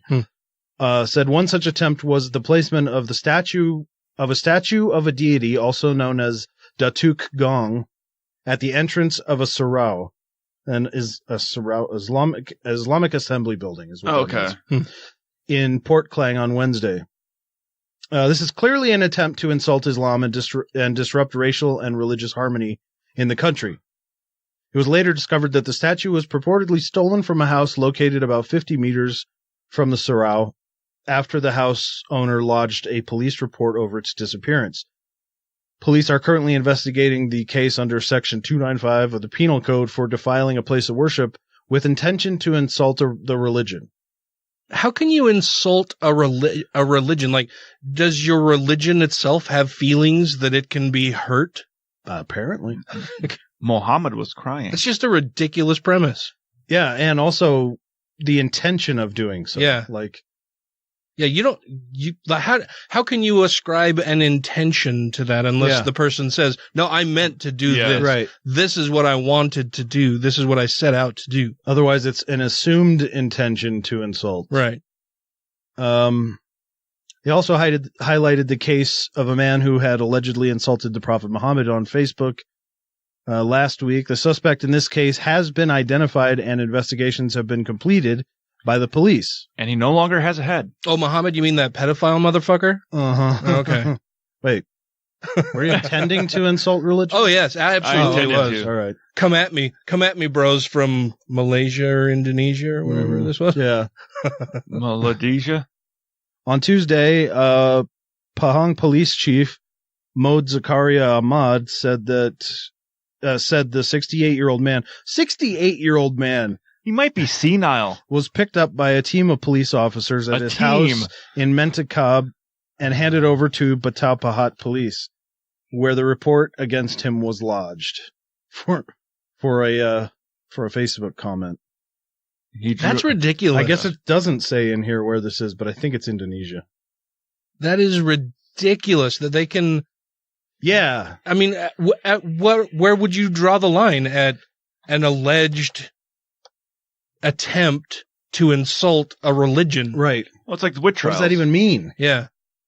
What would be an analog to that? Like, well, it's the witch trials where they're using they allege that this person was summoning spirits, so now we're going to fucking kill your ass. Or Ryan should go to jail because he thought about tripping a leprechaun. Well, to be honest, I have thought about it. It does seem kind of fun. Watch all the gold spill out like Sonic's rings. Oh, me gold! Yeah, that's racist. They're after me. They're after me, Lucky Charms. Is it really racist when leprechauns don't actually exist? Yeah. Well, I don't know. I mean, you know what's the funny thing is, like, if you if you made like little fortune cookie cereals of somehow, like not like actual fortune cookies, but like if you decided, instead of like they are tasty Oreo O's or whatever bullshit cereals they're Fortune making. O's. Yeah, if you just made it like fortune cookie, and then you put a Chinese character on the front that like was a horrible Chinese as character, stereotypical as the Lucky Charms guy. That would be so fucking offensive for most people. And hilarious for some others. But since leprechauns don't exist, I guess. Oh yeah, I suppose. Right off of I-15 by Hillfield Road. But Irish people do. There's a place called Ho Hun, and it's got what looks like a stereotypical fucking like Chinese, like a bad like racist Chinese drawing on it. I'm like, am I looking at what I'm actually looking at? What's looking place? And I looked the place up. I'm like, it's Mongolian. But it looks like the horribly goddamn racist... Mongolians! It looked like a horribly racist, like, Chinese drawing with the squinty eyes and the smile. I'm like, what the fuck kind of billboard is this for this fucking place? Ho Han. I'm like, it's a Mongolian barbecue joint with a very racist-looking character out front. Ho Han? Yeah, Ho Han. I'm trying to remember the name of the actor who used to do really awful Chinese and Japanese impersonation. I can't. Don Johnson? No. Anyway, it was terrible, and so I'm picturing his face and voice as you're describing. Yeah, with like the squinty eyes and the big teeth. Yeah, yeah, big round glasses with thick lenses and buck teeth and. Oh, are you thinking of the Mickey Rooney one from? Yes, yeah, Mickey Rooney's is fucking awful. Yeah. Mm-hmm. That is the one I think I was thinking of. Now I'm gonna look that up. You're looking up the restaurant? Yeah. Okay, we'll take a break and be back. Okay. Hi, this is Regina Tippett. I'm a licensed professional counselor. You can find me at Secular Therapy Project or rctcounseling.com. And you're listening to The Godless Rebelution. You've agitated or angered one of the supposedly calmest people on the planet, Deepak Chopra. You ruffled his feathers. What did you do to get Deepak Chopra so angry? I just tweeted some fact. But I mean, I've interviewed Deepak Chopra many times, and his whole thing is always, I do not get angry. I've said to Deepak Chopra, if you get cut off in traffic, are you ever angry at that guy? No, I feel sorry that he is in pain spiritually. You're not buying it. He tweeted to me, I said something to him, joking about the origin of the universe or something, and he tweeted back saying, I'm going to shove my cosmic consciousness up your ass. If you have questions, comments, concerns, compliments, corrections, criticisms, or concepts for content, contact the show via email at godlessrevolution@gmail.com, by text or voicemail at 330-81-REBEL, or Twitter the twatter at TGR Podcast. Thank you! Did you find the thing? What was it called? The restaurant? Yeah. It was... What was it? Ha Hut? Ha Hut? Ha Hut? Who Hut? Who Hut? Who Hut? H-U... Who Hut? You Hut! Yeah. And it doesn't look... Woo-ah! It doesn't look right. Yeah. It looks... No, that sign was yeah. Not great. It was kind of... Probably not the best idea. Yeah, so when I was driving on the road and I kind of look out my window, I'm like, what the fuck is... that?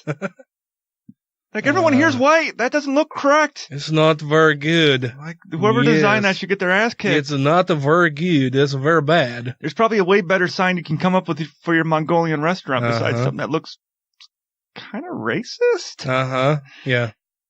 For sure. What else have you got for us, Matt?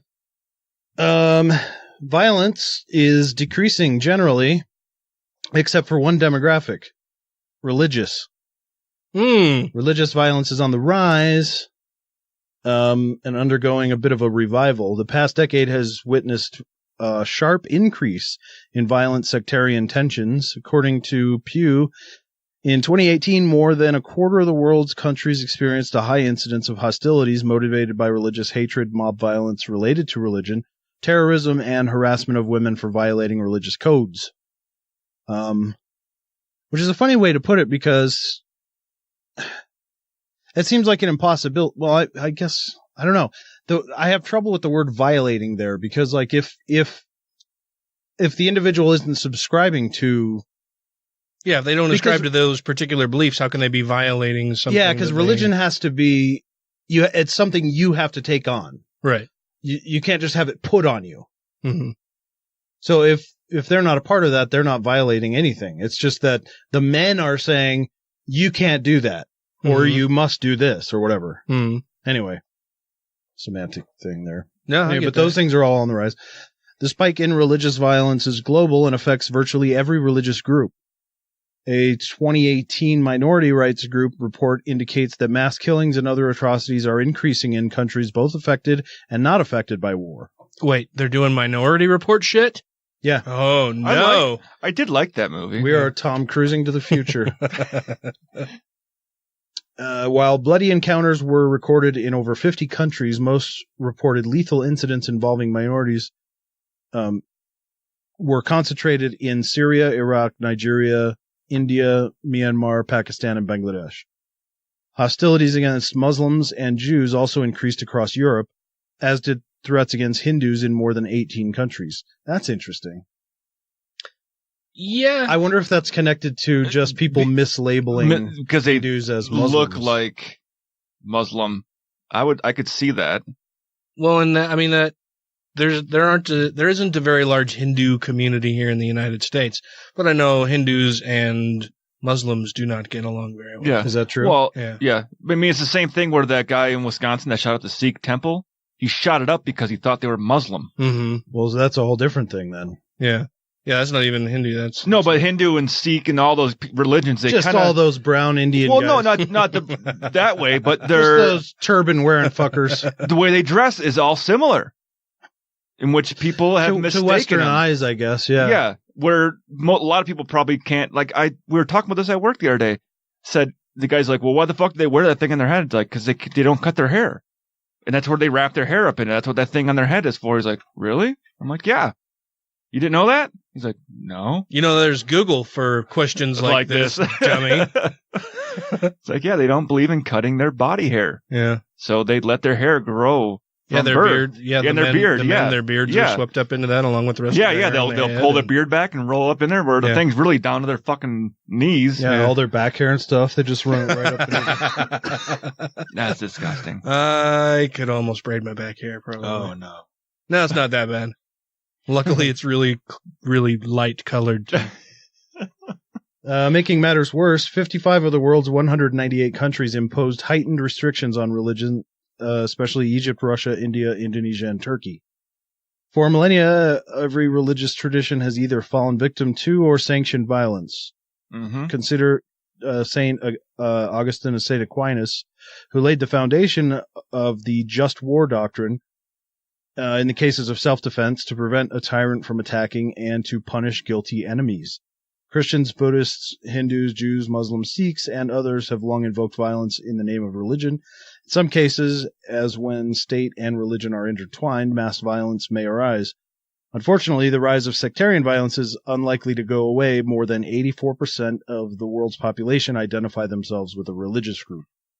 Yeah, what a great uniting force that is, right? Yeah. We were talking about that earlier. And how many names did I have to rattle off in a row just to cover the top percentage of the offending groups that don't get along?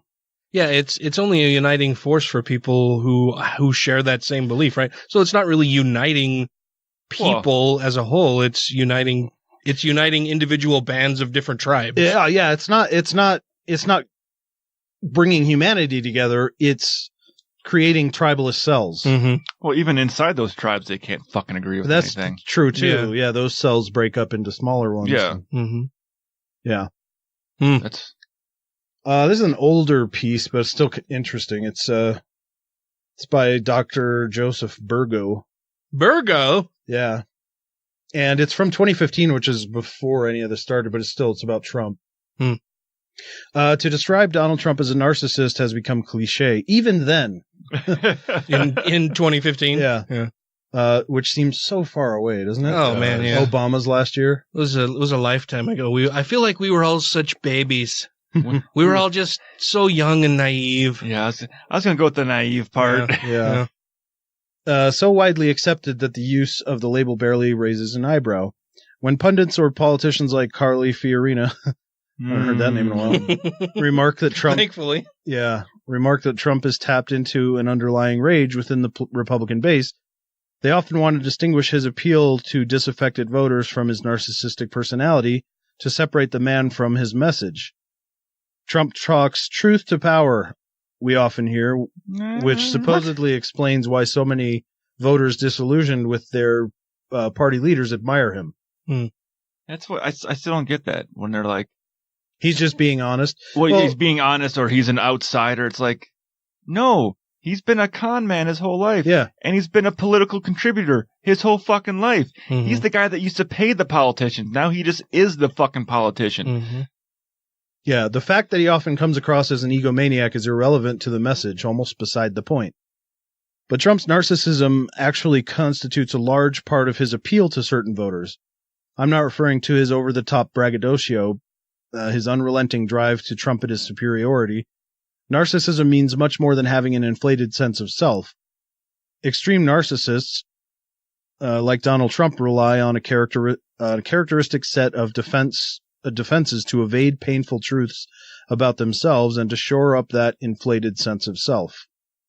Righteous indignation, blame, and contempt.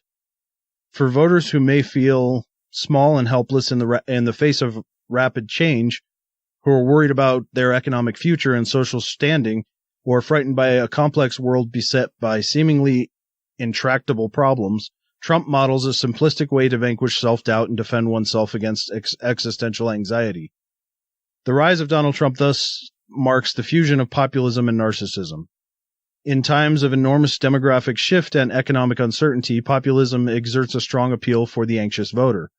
Populist messages rely on simplistic answers to complex problems and promotes the us versus them warfare mentality. Mm-hmm. Build the wall. Mm-hmm. Yep. Like Mr. Trump, populists engaged in battle have traditionally ridiculed their opposition, but in the narcissistic endeavor to prove himself a winner at the expense of all other losers, Trump relies on righteous indignation, blame, and contempt as weapons of war. And projection. Mm-hmm. Many disaffected voters are drawn to him precisely because of those traits and not in spite of them. When criticized or challenged, the extreme narcissist will experience it as a personal attack and retaliate in kind. So during the not recent anymore, Republican presidential debate, when Megyn Kelly drew attention to Trump's history of misogynistic remarks and raised a valid question, whether he could be a suitable leader for 53% of the electorate, he felt it was a personal assault. He launched into a self-righteous critique of political correctness in America. With blatant condescension, he then blamed Megyn Kelly for treating him unkindly. Then he insinuated that he might have to take off the gloves in response to her attack.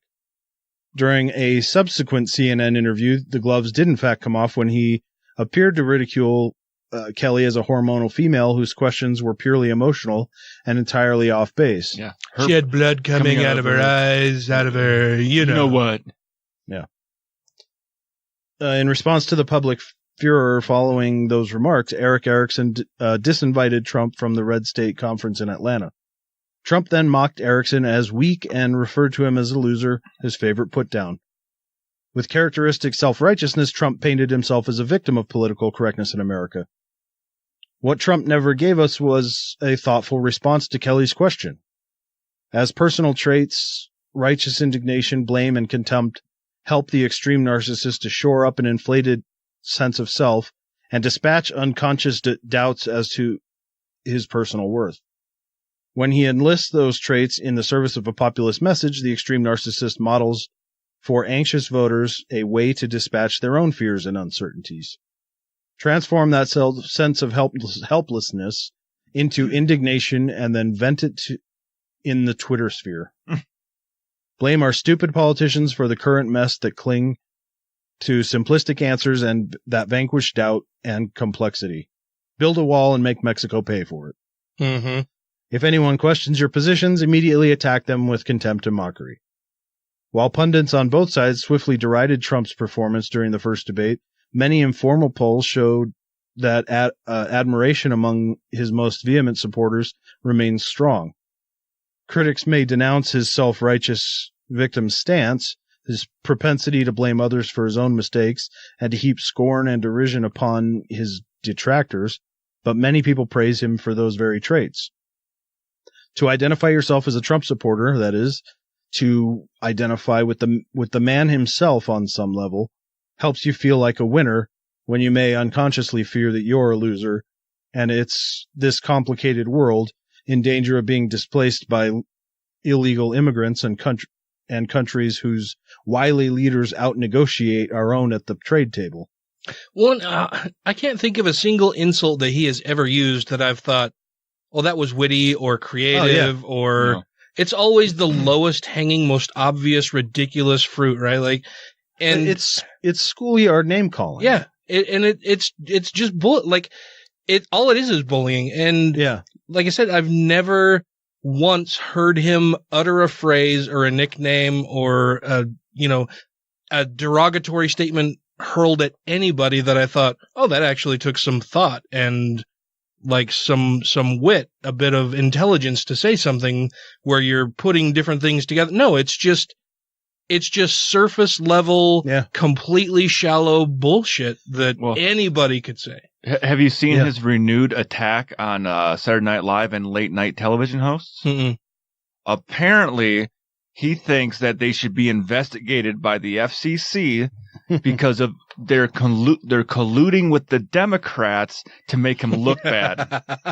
I can't look bad all by myself. These people are pointing out all the ways in which I look bad. I mean, no, that's not what I meant to say. Yeah. And so, really, it's all about the brain. Well, what's funny is he just learned a new word and then he's turned around and used it against somebody. Not many people know this. Did you know this word? It's called collude. Apparently, I did it once. Or twice. It's different than collide because it's spelled different. Yeah. Oh, so I'm told.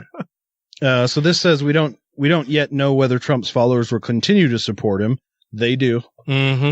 But for now, he continues to demonstrate the populist appeal of extreme narcissism as a method for coping with doubts about one's personal value and social status. Yeah. And the other thing, about narcissists is that it's in the same family. I know we've talked about this before, but it's in the same family of mental illness as psychopathy, and sociopathy. So it's, lack of empathy. People are tools for them to use to get what they want. They have really no hesitation in using and casting aside. There's no second thought given to what that person might have to deal with in the aftermath. None of that even crosses their mind. No. And so that's the last person you want to be president. Well, and in even charge of anything. And even if it did cross their mind, ultimately they don't give a fuck. They don't care. They don't care. Yeah. Yeah. Well, also in his tweets, he's been tweeting out his approval numbers, and they're saying, he keeps inflating his approval numbers by 10 points. Just like he does with his income and his everything net worth else, and size of his hands, but it's like he doesn't realize we can look at the actual poll and see that you said it's 51%, where it's actually 41%. But most of the people who listen to him don't do that and take everything he says as gospel. They're not looking anywhere. No. They're not looking at other information sources. They're getting word directly from the mouth of the jackass. Yeah, and the most insightful thing that Trump has ever said was that when he said he could stand on Fifth Avenue and shoot somebody and no one, and it wouldn't change his poll numbers. That's true. Mm-hmm. Because of that. Yeah. Yeah, because it's only his most diehard supporters. It's dogma. Yeah. Whatever he does is right, no matter what. Yep. Yeah, he's like a cotton-headed Jesus. I just call him a fucktard. Yeah. He's not good. Flippin' flagellant. One day he will not be president anymore. God, I know. It'll happen. And it's just that day can't come soon enough. Then you'll probably get the people that were all like, Obama's going to make himself president for life. And people are going to be like, we want Trump to be president for life. Mm-hmm. Mm. Look at all the great stuff he's done for us. He's made this country great again. This is an interesting thing. It's a little bit lighter. All the other stuff I have is a little heavier. How heavy are they? I mean, that paper can't. It looks like the same kind of paper. I think they're the same. Is it your brother? Because if so, he's not heavy. This is a list of 13 things a pastor should never say to a congregation. Oh, fuck. I'm sure there's a lot more than 13, but I'm excited to hear what the 13 This is from are. a pastor, though. He's like writing it to another one, writing it to other pastors. Like, here's some general rules that will help you out. I thought it'd be like, don't say I can't stand up right now when there's a bunch of altar boys standing near you in front of the congregation. These are things that you should not say. In addition to obvious no-nos such as profanity, heresy, racism, sexism. Yeah, racism is a big how are those obvious no-nos? Like, we hear that shit from pastors and preachers all the time. Yeah. The first one is, I'm thinking of quitting. I haven't decided. Pray for me. Say that once and the congregation is stunned. Say it twice and the group will rise up and make it a reality. You're not sure? Well, we've made the decision for you. You're done. Number 2, I'm no theologian. My pastor, who also teaches at seminary, puts this at the top of his list of irritating preacher comments. To the pastor who says this, he says, then shut up and sit down. Yeah, why the fuck are you leading any congregation? Aren't you supposed to be a theologian? Yeah, it's the same shit we hear from politicians all the time, right? Oh, I'm not a scientist, but I can tell you the climate change is a big hoax. Yeah. I read an email from the guy from the Weather Channel. God told me to tell you is number 3. If you say... But isn't that what they do? Like, that's their job? I know, that's their job, is to be a conduit, right? Yeah. Or should they say, God spoke to me? This says, if you say, thus saith the Lord, your next words had better be scripture. Yeah, I would agree with that. I mean, yeah, we would agree with that, but then, I guess. Thus saith the Lord! For the false, Give me cookies! For the false prophet thing, maybe that's why. People making up their own scripture or saying, like they are the Lord. Number 4, the board, deacons or other leadership group, and I are in serious disagreement over this. Yeah, that doesn't look good for any kind of management team. That's just tacky. Yeah. Well, and then that's lording your position of power and the bully pulpit to say, I'm right, they're wrong, you should all agree with me. Yeah. But don't talk to them, don't investigate anything. I'm telling you, I'm poisoning the well now and telling you this is what's going on. Poisoning the well, trying to manipulate the... Yeah. I think that's a good advice for anybody in a managerial position. Yeah. Don't come out to your subordinates and be like, hey, this is what I think. They don't fucking agree with this. Yeah. They're all stupid. Basically, that's... Listen to me. Be like, you kind of all want to be on the same page? For the most part. I mean, to have a cohesive working environment, so they know that, hey, we're all working together towards the same goal, instead of being like, well, he's got this goal and they got that goal. We're all rowing in the same direction. Yeah. Like, who do I listen to? Or pulling in the same direction, yeah. Number 5. My wife is so dumb. Well, it might be true. She is really dumb. For real. Probably not a good thing for a pastor to say. Unless you're a Baptist. I think that was the first viral news report that I saw songified. You are really dumb. You are so dumb. You're really dumb for real. Hide your kids. Hide your life. Yeah. When you did the hide your kids, I'm like, I remember that guy now. Number 6, if you love Jesus, you will be at this meeting today at 2:00. Isn't that what they all say? Like, come to church. Isn't that what church is? Yeah, I know. Yeah. But this, file this foolishness under the heading of taking the Lord's name in vain. Oh, I'm sure he's using it in the sense that, you can't turn to God, God told me this, or if you love Jesus, because you just cheapen the whole experience that way, right? Number 7, I have not had time to prepare today's sermon as thoroughly as I should have. Basically meaning you don't know the Bible you're supposed to be had a week and this is your one job. You've got one job. Well, they had a half off at the kitty shacks. By kitty shacks, I mean whorehouse. Number 8, I'm the pastor. God put me in charge. I'll be making these decisions. Yep, probably not good for especially a pastor who relies on their income from the community that they are being a pastor to. Yeah. Yep. Number 9, if you don't fill in the blank, I will leave. What a fucking childish. It sounds like Trump. Well, if you're not going to do it, I'm just going to take my ball and go home. Yeah. If you're not going to give me the funding, I'll just declare a national emergency. I don't want to do it. I didn't have to do it, but I did it because it'll get it done faster. Yeah. Okay. This one I actually think is good advice. It's in closing, finally, for the 5th time. Never tell the congregation you're almost through. They will not hear another word you say. But if you do, keep your promise. Don't worry, guys. We're almost through the show. Yeah, we're almost there. We're getting there. Number 11. That reminds me of a joke.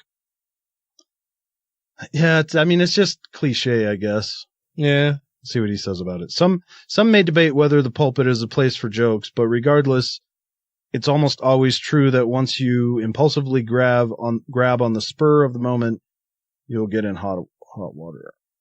Well, it's fucking church is boring. You need to liven it up a little bit to make people want to be there, right? I never went. Well, I get it depends on the church. Some church, Mormon church service is fucking boring. It's like a funeral, yeah. That sucks. I don't like funerals. Imagine going to a funeral once a week for 3 hours. It's just fuck that. It's awful. No. Number 12. God has called me here until I die or retire. Of course. Doesn't really. It's not very inspirational. Like. Yeah, it's just I'm doing I'm doing this because I have to until I die. Like it's work. Yeah. I took the courses. You don't have the passion of the Christ in you. Number 13. Well, it's good to see some of you. It's good to see some of you who've not been here since last Christmas. What, they missed Easter? Fuckers. That's just really passive aggressive. It's funny because it says or Easter. Oh, does it? Yeah. Yeah, that's just a super passive aggressive thing to say. Yeah. Yeah, it's why would a pastor want to berate people coming to church? Instead, welcome them and give them reasons to return. Yeah. If I were somebody who only went to church once or twice a year and I heard that, I'd be like, I'm out. Fuck you. Yeah, I'm calling attention to me being here and doing it in a dickish way. Well, I'm not coming back next year. That's for damn sure. Yeah, that's what I would do too. So I just wanted to bring up one more thing here real quick. That reminds me of a joke. I was going to bring up a personal anecdote because you got affected by the government shutdown. Uh-huh. Now with Trump's border wall. Just a little bit. With the Trump's border wall, it is actually affecting my job. Oh, really? Do tell. You know how he did his national emergency? Uh-huh. We were supposed to get our fire station remodel that's been built since that was built in 1940. The money that was supposed to go earmarked to the money that was supposed to go towards the remodel of our fire station that's 60 years old was fucking taken. Those funds have been earmarked for a border wall. Nice. So what they've been working on for the past 8 years to get that station remodeled so that we can actually fit our fire trucks in it. Instead of living in trailers, we can actually have the bedrooms built and get the kitchen fixed. It's not going to happen now because Trump took the money. What about your Trump supporting coworkers? How do they feel about that? Well, we just found out about this last week. Oh, yeah. When the commanders came by, I said, you guys, I said, well, we had the money, but it was taken for the wall. And I was like, well, at first he said fence. And I'm like, fence? We ain't getting a new security fence around this base. It's a fucking bombing range. People don't come on the bombing ranges. Mm-hmm. He said, no, not for the Dugway, for the border. I'm like, oh. I'm like, they took our money for that shit. Well, I guess this is directly affecting us now. Your remodel got trumped. It did. By the wall. And I don't want a Trump remodel either. Well, that sucks, man. I'm sorry. Yeah, so, well, it's been a crazy headache there because them trying to force them to work on our shit has caused other shit storms to happen. Yeah. So. It's just, you get a normal stove like you have in your own house, but you got 11 guys trying to cook their dinner on that one stove. 11 guys trying to do laundry on one washer and one dryer. Do you guys not do potluck stuff? Or It depends. Yeah. I mean, some guys do certain diets and stuff, and So pretty much on any given night between 5 o'clock and 9 o'clock, somebody's cooking dinner. And usually the laundry machine's going till 2 a.m. to try to get everybody to be able to get in there and do their laundry. So you want to be mixing your unmentionables with somebody else's unmentionables. Well, it's usually all of our work clothes and stuff. Yeah. So they all look exactly the same. So unless you write your names on all your clothes, it's kind of hard to figure out, okay, whose Dogway Fire Department t-shirt is this? We all wear the same one. That makes sense. So. Yep. Well, I think that'll wrap things up for us this evening. Thank you all very much for listening. Ooh, are you going to tell them about our guest next week? Oh, yeah. We've got Dr. Hector Garcia joining us next week. I'm really looking forward to that. His second time. Yes. For his other fantastic book. Yeah, which I got to read this week. That we will be discussing. I need to finish it as well. I also have the book. I am very much looking forward to that discussion. He's a really sharp dude. And yeah it'll be fun. I'm excited to have him on the show. I think he's going to be at the American Atheist Convention also. If you have not booked your stuff for the American Atheists Convention and would like to go, you should do that as soon as possible. Yeah, 'cause it's too fucking late. No, it's not. It's not too late, but it's getting to be too late. I know the hotel block that they had reserved is filling up very, very quickly. And they've got some really cool speakers coming. And just honestly, I've been to enough of them now that I go to some of the talks from people that I haven't heard before, or, if it's something that I haven't heard before, some different angle on religious privilege or how religion is harmful, whatever, I'll go to those specific ones.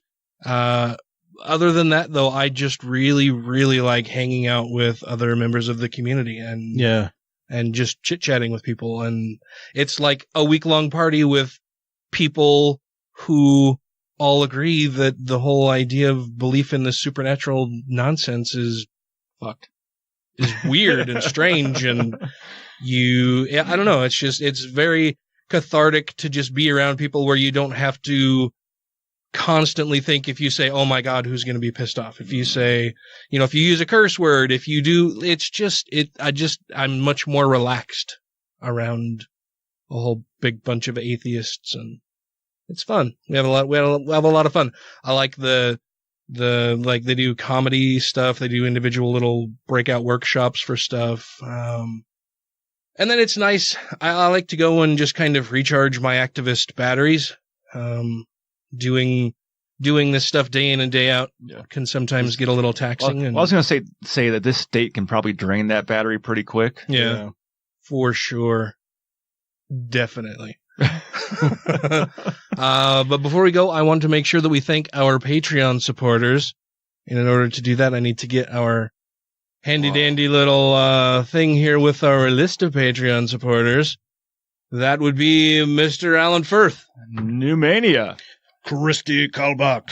Gaytheist. Larry Wilson. Stephen Andrews. Let Them Eat Kofefe. 2 Skeptical Chaps. Michelle Short. Vanessa. Freethinker 215. Captain Samples. Utah Outcasts. Janet Uter. Marius Kotbuchakowski. Wes Aaron. Andrew Vodapitch. Angelica Pearson. Jeremy Goodson. Brandy Hamrick. Megan Kennedy. The Foz. Jeff Peterson. Jesse Pointer. Savid Acuna. The Purple Dragon. Taylor Grin. Thank you all very, very much. If you too would like to become a Patreon supporter, you can do so for as little as $1 per episode by going to patreon.com/Godless Rebelution, where you can sign up and support the show. I keep saying I'm going to do other things and set up other things, like if people want to contribute through PayPal or whatever, and to get a shop with merchandise and stuff, and I just have not had time to do that. You kind of started it. I did, like over a year ago now, I think. And it's just been languishing out there, waiting for me to finish it up, and it gets to where I either forget or I don't have time or both. And so I need to do something about that to fix that whole situation. But hopefully I will see some of you at the American Atheists Convention by the time you hear this, and then we'll have I think, 2 more episodes ahead of when the convention actually starts. Okay. Yeah. And then we may end up taking a week off because of the convention, because I'll be out of town, but we'll have to see how that goes. Maybe we'll figure something else out. I don't know. We come in here, we record. It's kind of fly by the seat of our pants kind of thing. A little bit. There's some preparation. I would say the schedule is usually pretty steady and strict, but it just depends on the individual members like me. Yeah. To keep the schedule. Well, and just other things that pop up. We've all got life and shit happens and whatever and whatnot, but it's been a rough start to this year for us, I think. Yeah, a little bit. But we're closing out season 5 will be wrapping up here soon. Yeah, because we started right after the American Atheist Convention. 2014. That seems like so long ago. Yeah. 2014 was Yeah, we'll be starting season 6 next month. Damn. Holy monkey. That's a lot. Yeah. That's a lot of episodes. Well, and then our episodes are longish or just long. Yeah. Sometimes. And so, I mean, as far as like number of episodes versus total content, like we've got a lot of content out there. I didn't think we could do it. Yeah. All right. Well, we will chat at you all next week. And so until next time, crucify those who are not civilly engaged. Leave a review if we've helped occupy 2 hours of your time while at work. And rate the show 5 times a day toward flyless zebras.